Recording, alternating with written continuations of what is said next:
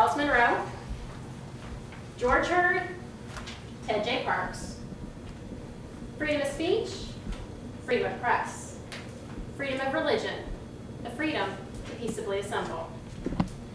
These 4 men are just a few of the men and women who have fought to make sure you and I have the freedoms that are stated in the First Amendment. Fellow Toastmasters, guests, recently there's been a lot of talk in the media about the war in Iraq. There's talk about should we have gone in the first place, should we pull all of our troops out. If you've heard the news today, there's talk about the timetable being set by Congress of when we pull out, and President Bush is talking about he's going to veto any bill that talks about that. But let's think about something else for a minute. Let's think about those soldiers. There was also a story in the media not long ago, a couple months ago, about a mattress company. A soldier sent an email to this mattress company going, would you just send us mattresses so we can have somewhere to sleep on? Not the company's opinion, but the employee by himself sent back a response going, we're not going to send you mattresses because we don't approve of what you're doing over there. Soldiers.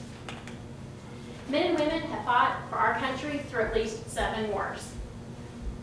These men and women don't always agree with what they're doing. They don't always agree with what they're told to do, but they go in because they love, honor, and respect this country. They do it because they have passion. These are great people.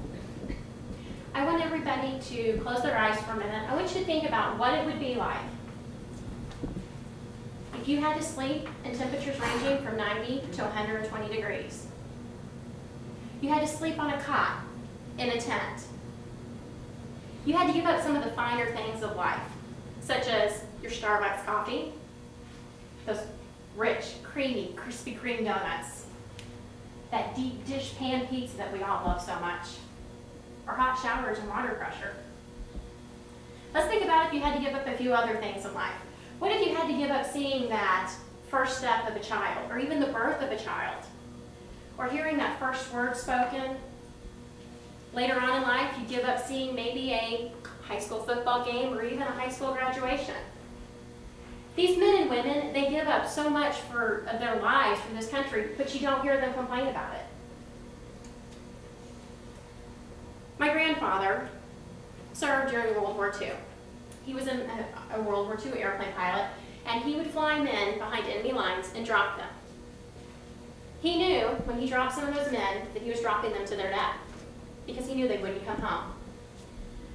In November of 2005, I called my grandfather on Veterans Day and I told him thank you for serving our country. He had dementia, he probably didn't remember, he didn't completely understand exactly what I was saying, but I at least did that. 18 days later, my grandfather passed away. There weren't many more times that I got to talk to him, but I will always remember that opportunity that I had to tell him thank you for serving our country and for giving me the freedoms that I had. My grandfather wouldn't have given it up for anything. One of the other men that I mentioned at the first was George Hurd. He's my brother-in-law. And if you met my brother-in-law, you understand the story. But there were 3 flags at this event that we had gone to. And 2 of the flags were flying freely, and the 3rd flag was actually wrapped around the flagpole. Well, George, as George is, wanted to climb the flagpole because he wanted to free the flag. We were like, George, what's the big deal? It's just wrapped around. He went, no, you don't understand. I have fought for this country to make sure that that flag has a right to fly freely. Men and women have given their lives for this country. Soldiers. Men and women have fought for this country to make sure you and I have the freedoms that we have, and they don't even know us. When we went into Iraq, I decided that I wanted to do something for the soldiers. So I searched the internet and I found a group called Soldiers Angels.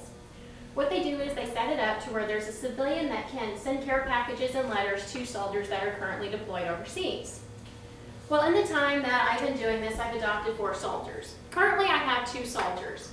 And the reason I adopted my 4th soldier is because I got a postcard from the gentleman, my 3rd soldier. And I'm going to read that postcard to you in just a second, but I want to tell you a little bit about this gentleman.